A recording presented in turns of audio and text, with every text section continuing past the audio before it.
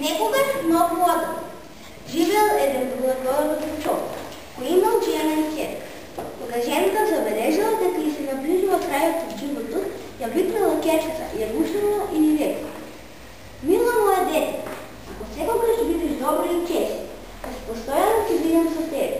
Ќе можам да ти помогнам кога ќе ти биде најдобро.“ Девојката често одела на нејзиниот гроб, на кој секогаш стоела убава бела пица.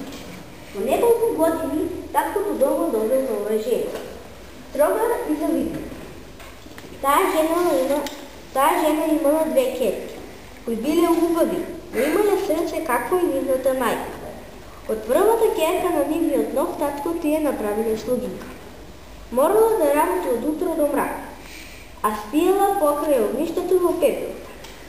Двете сестри на кутрото девојче постојано му се подсмеваја, а по нежините фустани сите заменела. Од изеното баби. Макијата им двете ќерки и таа бабица ношто ја преврнаа.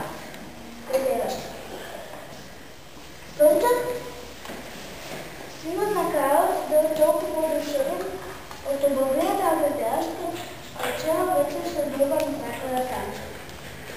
На полнок ведеашка одеднаш и чезна.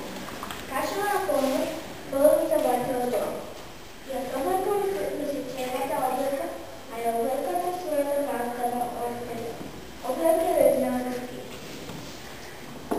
Макијата друго ден стоила пченица внешана со прозор и најдела на пеперашка да го лази којче.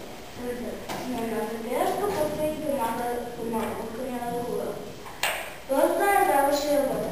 Одетела паднал, стоила третник од кранцето и прослал поле на подот, се појавила прекрасно сонце и облаци, а во дворот веќе чекал сонце в конец. На балот пенчето открила само со прекрасна красната девојка со сончева вода. На полнок прекрасната екорната девојка повторно чезнала. Јас кралот подготвил вечерно која требало да трае полни 3 дена. Ги повикал на свечената сите убави девојки за неговиот син, принцот да си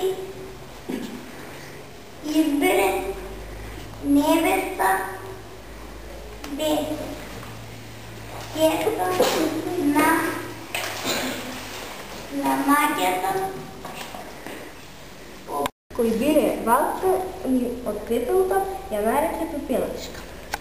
Еден ден таткото се подготвувал да замине во градот на панелите. Ги прашал ќерките што да им купи. Двете неродени ќерки веднаш побарале убави фустани, бисери и накит.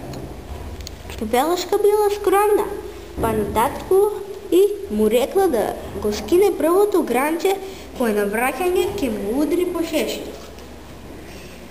Кога поминувал татко и покрај гробот на својата прва сопруга, белата птица право на шешерот му спустила гранче со 3 лешници. На неродените плебот на Пепелешка го решиле главите. Мојот најумилен дел е кога принцот и Пепелешка танцуваш. Кога Пепелешка отишла во замок.